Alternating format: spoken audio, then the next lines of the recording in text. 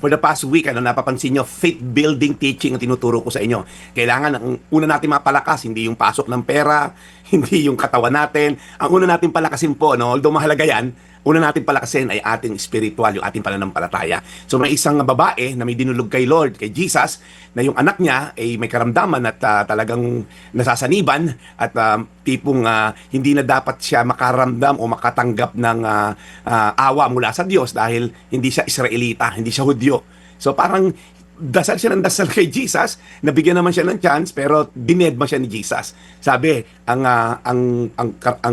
paggamot ko ay para lamang sa mga anak ng Diyos, yung mga Israelita na kanyang pinuntahan.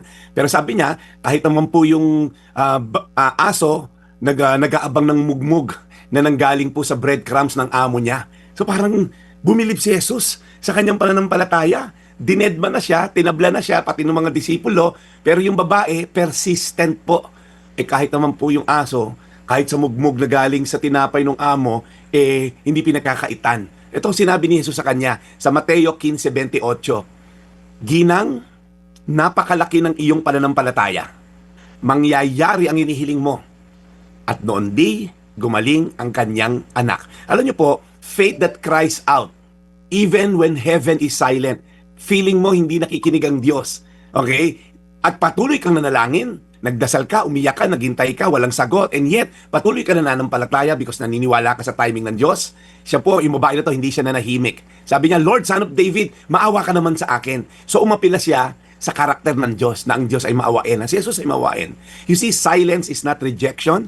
Minsan, testing ground ito ng ating pananampalataya. So tanungin kita ngayon, ano yung mga panalangin mo na parang hindi sinasagot ni Jesus?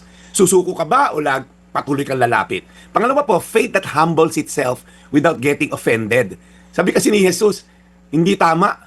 It's not right to take the children's bread and toss it to the dogs. Sabi, hindi nararapat na yung buong tinapay ibibigay mo sa aso. China-challenge lang siya ni Jesus. Medyo offensive, ang sakit sa pandinig, pero hindi siya nagalit. Hindi siya na-offend. Hindi siya nag-walk out. Instead, sabi niya, tama naman kayo, Jesus. Pero even yung mga aso, kumakain sa mga mugbog na uhuhulog sa kamay ng kanilang amo. So faith is not prideful. Okay? Faith is not being entitled. God, bumila ako mula ganito. God, ang haba ng niluhod ko mula ganito hanggang ganyan. God, nagpe-prayer and fasting ako sa linggo. Hindi po yan na-earn. Ang pagmamahal po ng Diyos ay willing na binibigay sa atin dahil iting grasya. So let me end by saying, faith that refuses to quit eventually will be rewarded. Sabi ni Jesus, alam mo yung pananampalataya mo, kakaiba? Sige, magaling na ang anak mo, umuwi ka na. You see, Jesus didn't say, wala tayong magagawa, laki problema mo eh. Hindi kita anak eh. No, inilaban niya at natanggap niya ang reward ng kanyang pananampalataya. Ano inihingi mo kay God ngayon? Hihinto ka ba? O mananatili kang kakatok sa pintuan ng langit para sa iyong breakthrough? Sometimes the miracle comes after persistently praying. Matthew 15:28, sabi sa Mateo, at sinabi sa kanya ni Jesus, Ginang, napakalaki ng iyong pananampalataya.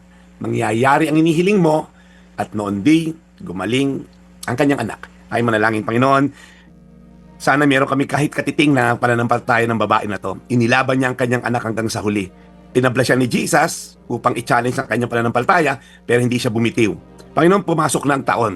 In fact, nasa ikalawang linggo na kami ngayon. Maaaring iba na mataas ang pananampalataya ng January 1, medyo natetest ngayon January 14. Lord, dinadalangin ko lang, panatiliin mo silang kumapit. Mga may karamdaman, mga taong gipit ngayon, mga taong nangangarap na ma-restore ang kanilang mga marriage.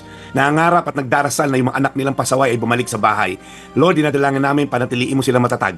Nakakapit sa'yo dahil kung tatalikuran ka namin, ika nga ni Pedro, saan naman kami pupunta kung tatalikod kami sa'yo?